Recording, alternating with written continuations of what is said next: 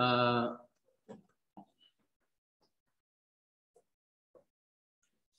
대내외적으로 어려움을 겪고 있던 초기 크리스천들을 향한 베드로 사도의 편지를 보고 있습니다.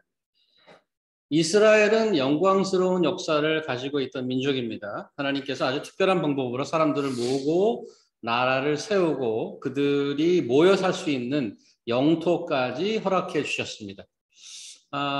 그들 역사 중에 다윗이라는 걸출한 리더를 통해서 하나님께서 세운 나라가 위상을 떨치기 시작하고 다윗의 아들 솔로몬 왕 시절 국력의 피크를 찍습니다.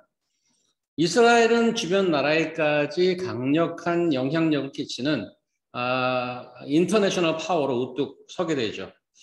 그렇지만 우리가 바로 직전에 열왕기상을 통해서 오랫동안 보았듯이 솔로몬 이후 나라가 분열이 되고 날개 없이 추락하는 새처럼 이스라엘은 멸망의 끝을 향해 질주했습니다. 원인이 무엇이었죠? 우상이었습니다. 우상은 뭐 단순히 쇠나 나무나 돌로 만든 동상 같은 그런 스태츄가 아닙니다. 하나님의 자리에 대신 들어가 있는 것이 우상입니다. 자신들 개인과 나라와 공동체의 정체성을 만들어주신 분에게 등을 돌리고 엉뚱한 것을 들여다 놓은 배신과 어리석음이었습니다.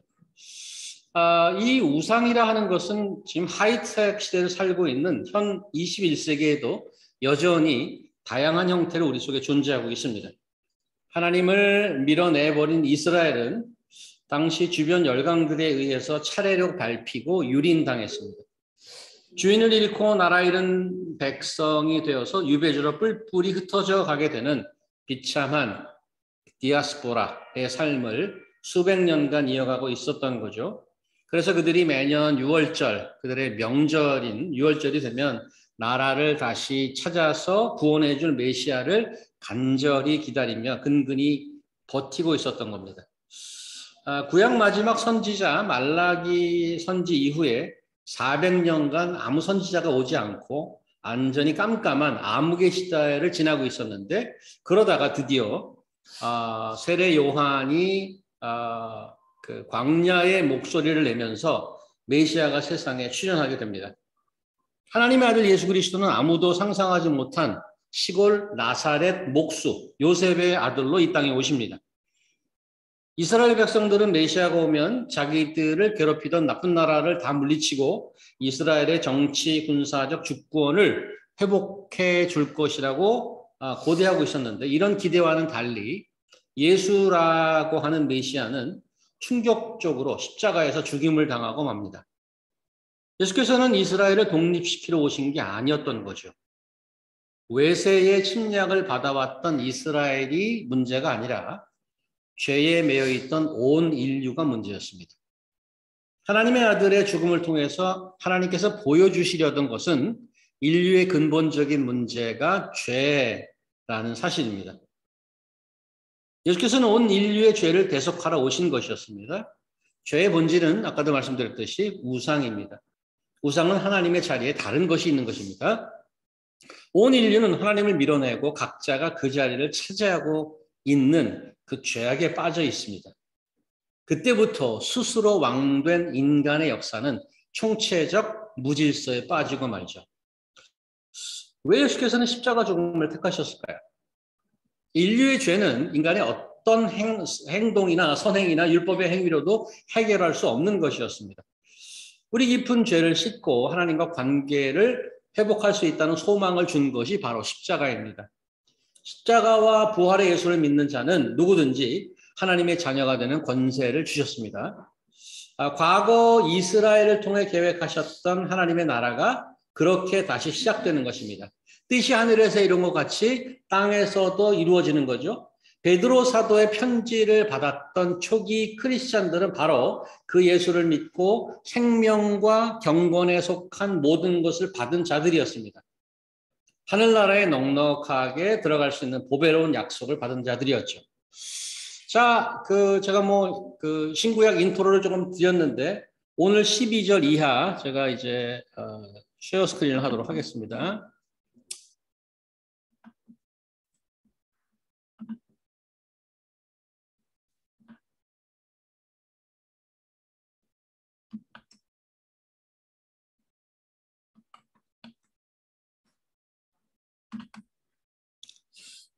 오늘 베드로후서 4번째 시간이고요. 이제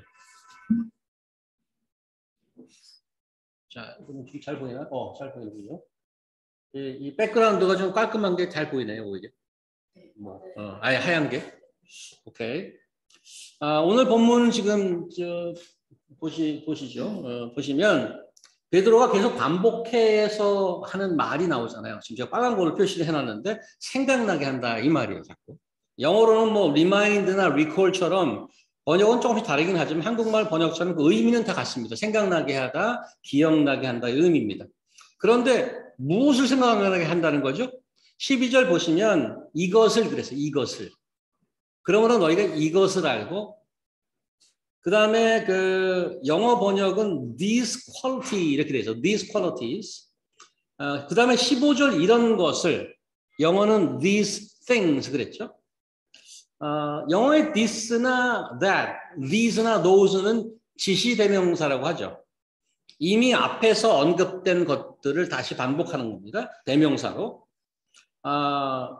게다가 12절 그들이 이미 알고 있고 그 위에 서 있는 이렇게 얘기합니다.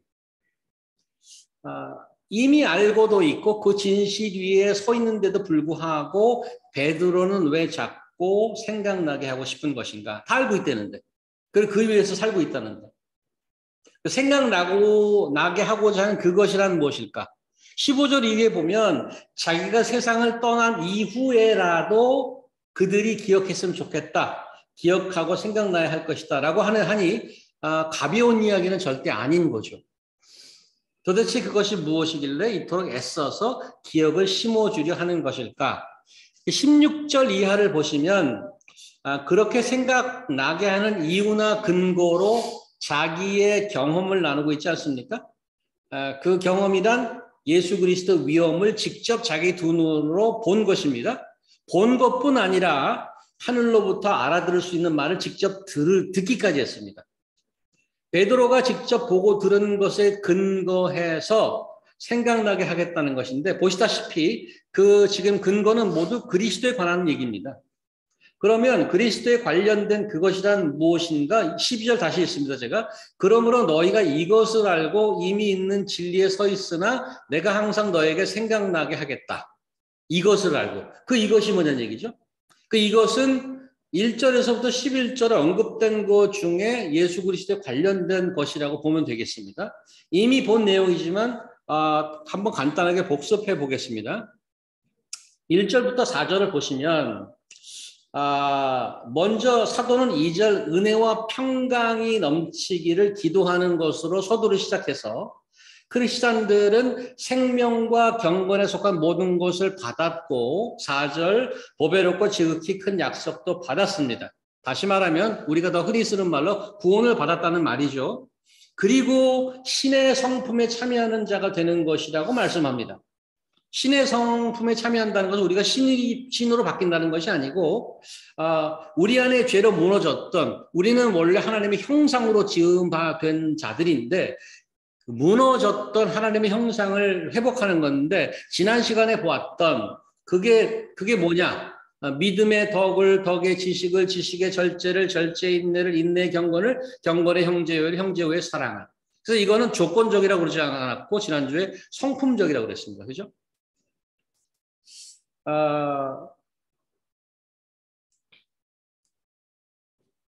그래서 죄와 사망으로 소망 없어 살던 자들이었는데 하나님의 사랑으로 은혜로 우리를 구원해 주셨고 이제는 구원받은 자 하나님의 자녀로 부름받은 자답게 살아야 될 책임을 가졌는데 지난주에 다 설명을 드리지 않았습니까? 먼저 구원을 받아서 그 다음에 이제 하나님의 그 선한 일을 하도록 지음바 되셨다라는 걸 설명을 드렸고 그래서 5절과 10절에 더욱 힘써 해야 될 일이 있는 것입니다. 구원받은 자로서. 자, 이제 1절에서 11절까지 요점을 쭉 훑어보셨습니다만은 우리는 11절까지 내용에서 흐르는 공통점이 있는 것을 발견합니다. 결국 지금 보면 다시 이제 1절, 4절을 제가 이제 색깔을 다시 넣어서 하는데 결국 은혜와 평강이 넘치는 것도, 그 다음에 생명과 경건에 속한 모든 것을 주시는 것도, 또 신의 성품에 참여하고 닮아가는 것도, 지금 제가 빨간 글씨를 일부러 잘 보이게 하느라고 표시를 드렸는데, 다 예수 그리스도를 아는 것을 통해서. 한글과 영어가 다 똑같이 이렇게 쓰고 있어요. 하나님과 주 예수를 알므로 은혜와 평강이 너에게 더 많을지어다.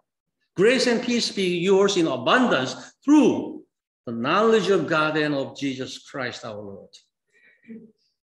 그다음에 생명과 3절 신기한 능력으로 생명과 경건에 속한 모든 것을 우리에게 주셨는데 어떻게 함으로? 우리를 부르신 이를 알므로. Through our knowledge of him who called us.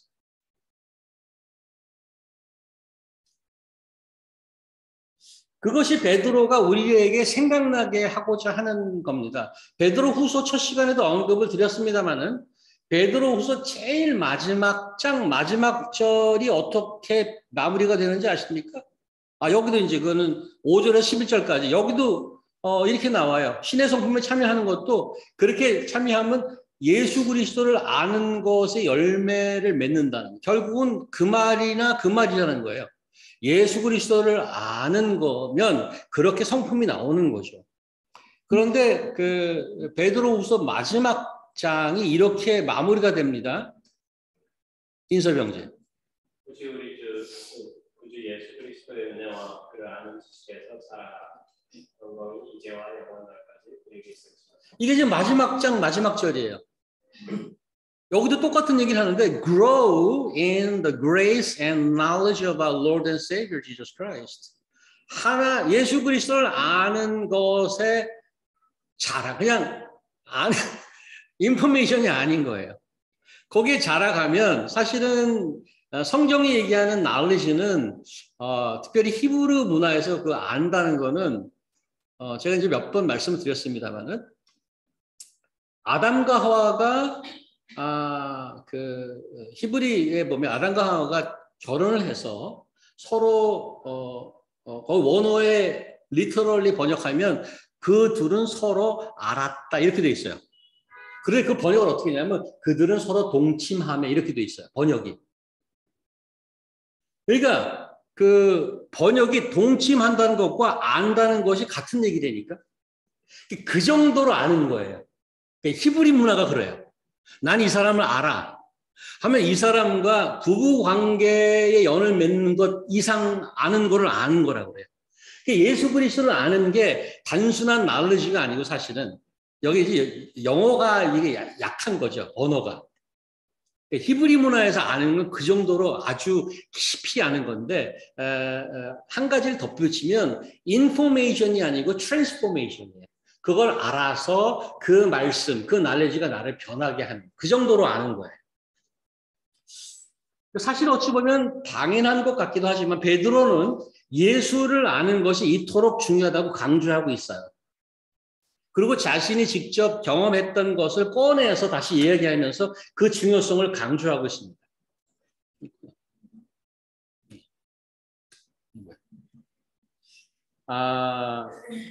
베드로는 왜 예수를 알아야 한다는 것을 그렇게 반복적으로 우리 오늘 본문에 그 나오잖아요. 여기 생각나게 한다는 드는 거예요. 왜 자기 경험까지 꺼내가면서 그렇게 얘기하고 있는가? 심지어 자기가 죽고 나서도 너 이거 생각나야 돼 이렇게 얘기하고 있는가? 오늘 본문에 등장하는 베드로의 경험은 복음서에 나오는 얘기입니다. 그렇죠? 이게 변화산 사건의 얘기를 지금 쓰고 있는 거예요. 근데 지금 어떤 코멘터리 보니까 복음서에 나와 있는 그 예수님과 제자들이 이렇게 인터랙션 하는 것 중에 복음서 위에 다른 데에 기록된 것은 여기가 유일하대. 이 베드로 후서가 유일하게 쓰고 있대요. 다른 바울 서신이나 이런 거는 바울이 제자는 직접 열두제자는 아니었으니까 다른 얘기를 쓰고 있는데 복음서의 사건이 다른 곳에도 기록된 유일한 사건이 이 사건이란 말이죠. 그래서 그 원래 사건을 가보도록 하겠습니다. 원래 사건. 그 마가복음에 있는 이 9장인데요. 자, 해수자매 보이세요? 읽어주세요. 요새후에 예수께서 베드로와 야고보와 요한을 부르시고 땅으로 높은 산에 올라가셨더니 그들 앞에서 변형되사 그 옷이 광채가 나며 세상에서 빨래하는 자가 그렇게 희귀할 수 없을 만큼 매우 희어졌더라. 이에 엘리야와 모세와 함께 그들에게 나타난 예수께서 더불어 말하거늘 베드로가 예수께 고하되 라비여 우리가 여기 있는 것을 줬사오니 우리가 초막셋을 질 때 하나는 주를 위하여 하나는 모세를 위하여 하나는 엘리야를 위하여 하사이다 하니 근데 그들이 몹시 무서워함으로 그가 무슨 말을 할지 알지 못함이더라. 마침 구름이 와서 그들을 덮으며 구름 속에서 소리가 나되 이는 내 사랑하는 아들이니 너희는 그의 말을 들으라 하는지라. 문득 돌아보니 아무도 보이지 아니하고 오직 예수와 자기들 뿐이더라. 자, 지금 이 사건을 베드로후서에서 제가 쓰고 있는 거예요. 나 직접 봤어. 예수님의 위엄을 봤어. 그래서 제자들 3명을 데리고 가죠, 산에. 거기에서 광채가 나는 모습을 보았고 하늘에서 하나님 아버지가 하는 그 소리까지 들었어요. 보고 들었단 말이에요. 그래서 베드로는 자기의 편지에서 그의 위엄을 보았다고 얘기하고 하나님 아버지에게 존귀와 영광을 받은 것이라고 썼습니다. 그 자기가 직접 보고 들었던 경험보다 더 확실한 증거가 어디 있겠어요? 베드로는 그 이전에 지금 이 사건이 마가복음 이전에 이미 예수가 누구인지를 알아차렸던 자입니다. 알아차렸던 자예요. 경민자매 읽어주실 수 있나요? 거기서? 가능한가요?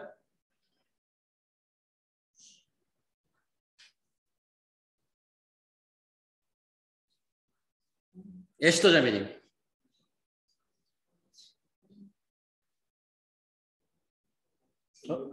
이게 안 보이네. 어떻게 된 거지? 자, 정민자매 가능한가요? 혹시? 계세요? 잠시 묵상에 들어가신 걸로 알고 우리 에스더 자매님, 에스더 손. 예수와 제자들이 빌립보 가이사랴 여러 마을로 나가실세 뒤에서 제자들에게 물어이르시되 사람들이 나를 누구라고 하느냐. 제자들이 여쭤와 이르되 새 요한이라 하고 너는 엘리야 너는 선지자 중에 하나라 하느니라. 또 물으시되 너희는 나를 누구라 하느냐. 베드로가 대답하여 이르되 주는 그리스도시니라. 마태복음 버전에는 조금 더 길게 나왔죠. 베드로의 고백이 뭐라고 그랬죠? 민사병님? 주는 그리스도시요? 살아계신 하나님의 아들입니다까지 했어요. 그죠? 이게 지금 마가 8장이에요. 근데 조금 전에 봤던 변화사 사건은 요거 사건 이후에 9장이에요. 그러니까 자기가 처음으로 고백했는데 예수님이 그리스도가 메시아란 말이 똑같은 말입니다. 예수님이 그 목수의 아들, 나사렛 목수의 아들 예수님이 메시아라는 것을 처음 알아보고 고백한 자가 베드로예요. 그 베드로가 변화산 사건에 가서 내 사랑하는 아들이라고 위해서 목을 들었어. 그리고 변형하는 거예요. 그러니까 이거 자꾸 비속어가 나와서 그러는데 자기가 고백하고 눈으로 보고 들었으니까 완전 확실한 거죠. 그죠? 이거 이상 더 이상 어떻게 확실할 수 있냐고. 베드로보다 예수를 더 잘 알고 있는 사람은 없을 정도로 모든 면에서 확신을 가지고 있었을 거란 말이죠. 그런데 그 확실한 거를 자기 편지를 쓰면서 생각나게 해야 된다고 쓰는 거예요, 지금. 그렇죠? 성경에는 기록되어 있지 않습니다. 이게 이제 묵상에서 나온 건데 성경에는 기록되어 있지 않지만 베드로가 편지에서 반복적으로 자꾸 생각나게 하겠다고 쓴 이유를 짐작해 볼 수는 있습니다.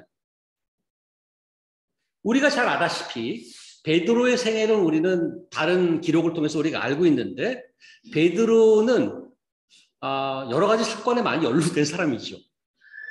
베드로는 예수님께서 잡히고 난 후에 사람들 앞에서 어떤 일이 있었나요? 성전의 뜰에 들어가서 어떤 일이 있었어요? 예수님을 3번 부인했어요. 그렇죠?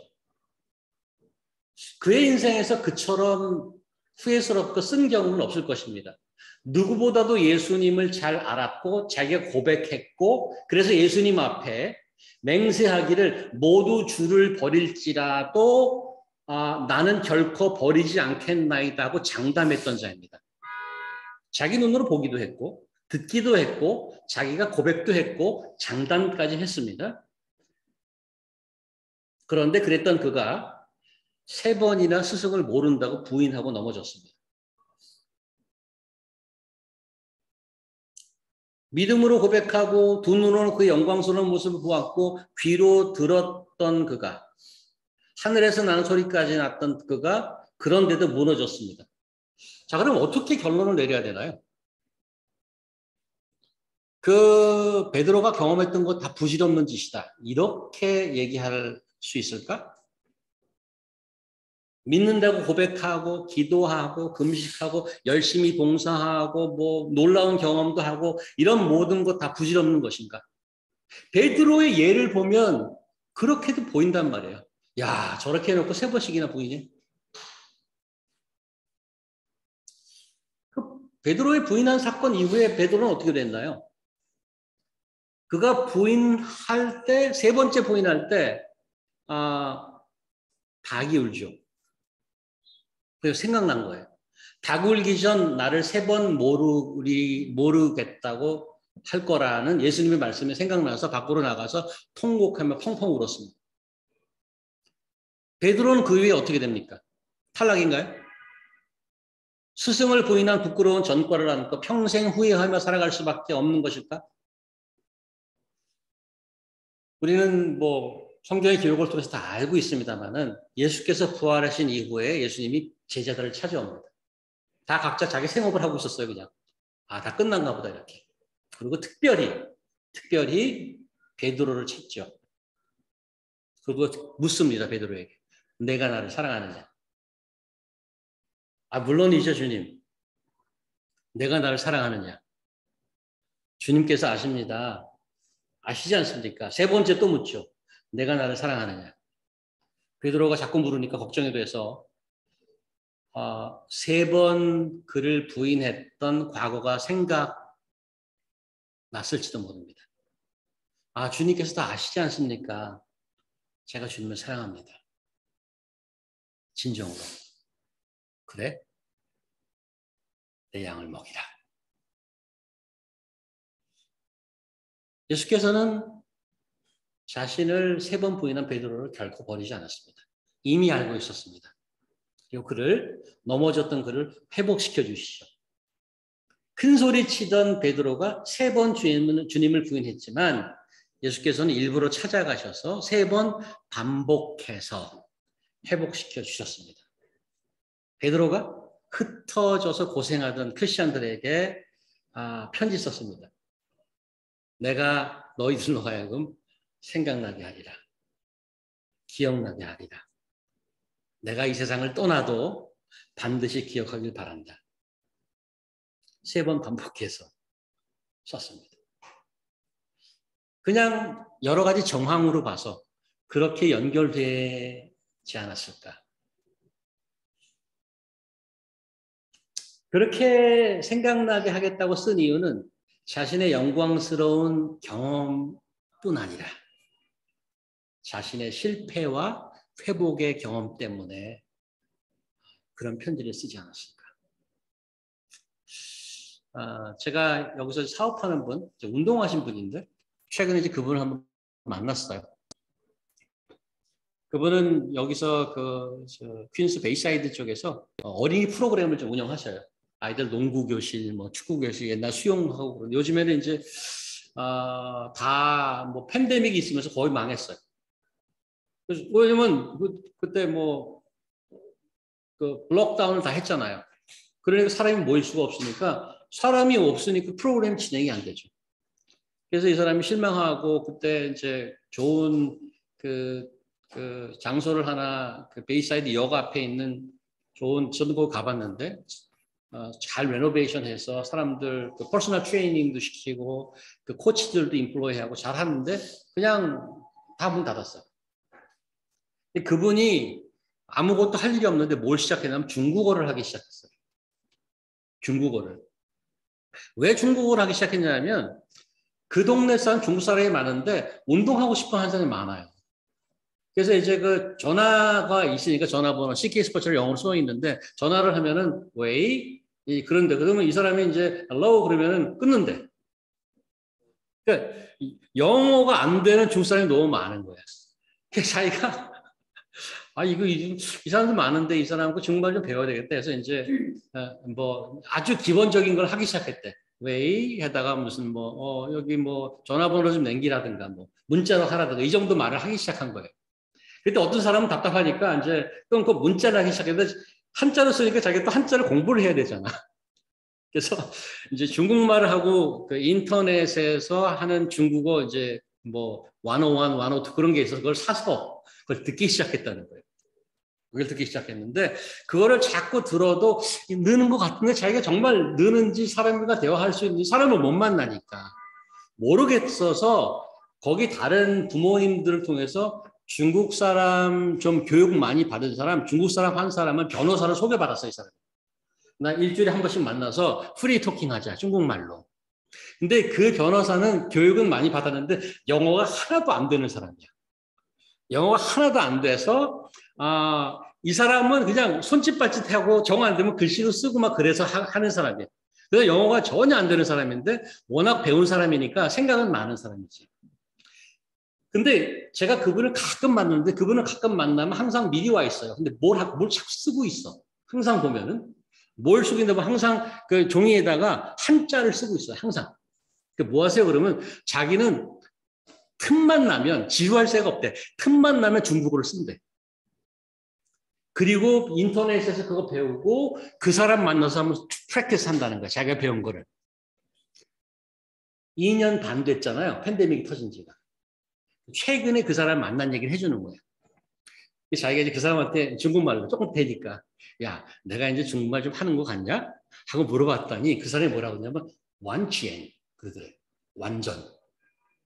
이제는 너 중국말 잘하냐 못하냐의 수준이 아니다. 너 중국말 하는데 문제 없다는 거야. 완치엔. 딱 그러더래요. 자기가 좀 열심히 했구나. 근데 그 말을 가만히 들으면서 야, 틈만 나면 중국어를 하고 그랬더니 이 사람은 지금 학생이 다시 픽업된 학생이 한 130명 된대요. 그중에 중국 아이들이 70%. 전화 오면 no problem. 다 중국말로 하고 옆에서 누가 들으면 중국 사람인 줄 알아. 중국 사람인 줄 알아. 혹시 자기가 못 알아들으면 문자하라 그런대. 문자 no problem. 근데 그게 2년 반 만에 지금 그 수준까지 간 거예요. ABC도 못 오던 사람이. 굉장히 도전을 받았어요. 도전을 받았어요. 누가 저한테 와서 너 예수님 알아? 완치엔 그럴 수 있을까? 그럴 수 있을까? 틈만 나면 그 사람은 중국말 썼어요. 우리는 틈만 나면 말씀을 보고 사람을 알려면 시간을 많이 보내고 그 사람 만나야 되는 거잖아요. 그죠?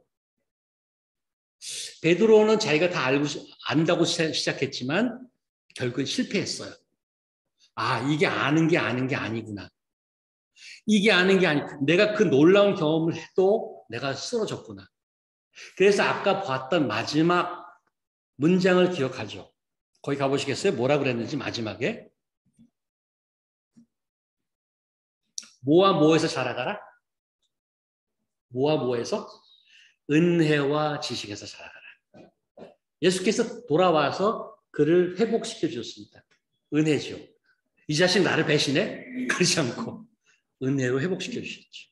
그 다음에 그를 아는 지식에 자라가는 거죠. 이런 경험이 쌓여서 그 크리스천들에게 생각나게 하게 자꾸 쓰는 것입니다. 저는 여러분과 제가 틈이 날 때마다 지루할 새가 어디 있겠어요. 우리 주님을 만나고 말씀을 읽고 기도하면서 또 우리가 서로 주님에 대해서 얘기하면서 그분을 완전히 알아가는 중국식으로 하면 그 사람이 저한테 그렇게 표현했어요. 완치엔 완전 주님을 아는 그런 자녀로 자라가시길 바랍니다. 기도하겠습니다. 하나님 감사합니다. 베드로서를 통해서 예수 그리스도를 아는 것이 얼마나 귀중한 것인지 그냥 여기저기 구절을 알고 메모라이즈하고 인포메이션을 아는 것을 넘어서 정말 예수님과 동행하고 예수님과 내 생각을 나누고 그분께 기도하며 그분께 답을 듣고 함께 살아가는 동거하는 저희들 되게 도와주시옵소서. 예수님 이름으로 기도합니다. 아멘.